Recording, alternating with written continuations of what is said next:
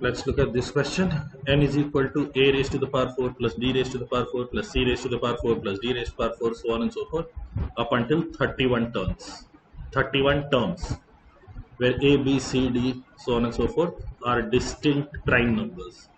If n is divisible by 30, then which one of the following statements are definitely true? Okay, let's try and work this out. See if you have, I'm checking if one of the numbers is 2 first, then if one of the numbers is 3, then if one of the numbers is 5. If I have numbers here, 31 terms, I know apart from 2, all the prime numbers are odd. So if I had 31 odd numbers, because any odd number raised to the power 4 will give me an odd number only. If I had 31 odd numbers getting added up here, the result would be odd. But the question tells me that the result is divisible by 30, which means I don't have 31 odd terms here. I have one term that is even and 30 terms that are odd.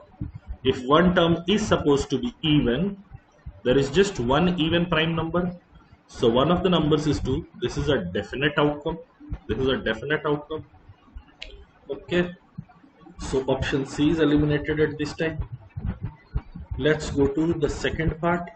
One of the numbers is 3. Okay, let's see all the prime numbers apart from 3. When raised to the power 4. Let's see, 2 raised to the power 4 or 5 raised to the power 4 or 7 raised to the power 4.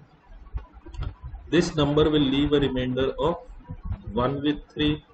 This number will leave a remainder of 1 with 3. This number will leave a remainder of 1 with 3.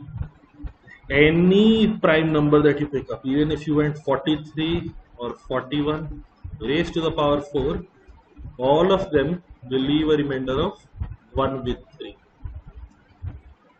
Imagine a situation where 3 was not in one of these variables, a, b, c, d, something, did not have a 3. Then you would have 31 terms. And all of them would leave a remainder 1. You would have 31 terms, all of them would leave a remainder 1, or cumulatively the remainder with 3 would be 31, which means the number that is n, that is the summation of all the numbers, it would not be divisible by 3. But we have been told n is divisible by 30. Which is to say that you cannot have all numbers that do not include 3. In fact, if you removed one of the variables, if you removed one of the prime numbers and included 3, then what would happen is the remaining 30 numbers which are not 3 would give you a remainder of 30, and 3 would be divisible by 3. So altogether the result that you get will necessarily be divisible by 3 now. Because the overall sum is divisible by 30, one of the numbers necessarily has to be 3. So 1 is true and 2 is true. If 1 and 2 are true, can you see at this time option A is eliminated, option B is eliminated. The only option that is left is option D, and we can mark that as the answer.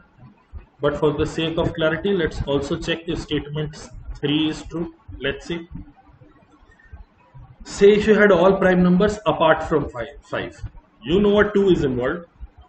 2 raised to the power 4 gives me a remainder of 1 with 5. 3 raised to the power 4 gives me a remainder of 1 with 5. See, all prime numbers apart from 2 will end with 3 or 1 or 7 or 9. Now if you take the power 4 of these numbers, here you get 81, or the unit digit is 1. Here you get unit digit 1 only. Here you get 2401, or the unit digit is 1. Here you get 6561, or the unit digit is 1. Apart from 2, all other prime numbers, regardless of what their leading digit is, unit digit will be 1, 3, 7, 9. And in each of these cases, the unit digit would be 1 only, or in all these cases, you would be getting 5n plus 1 as a remainder. which means if you had 31 numbers not including 5, the remainder would with 5 would come out to be 31 only. But then this number would not be divisible by 30, which means you cannot have all 31 terms that are not divisible by 5.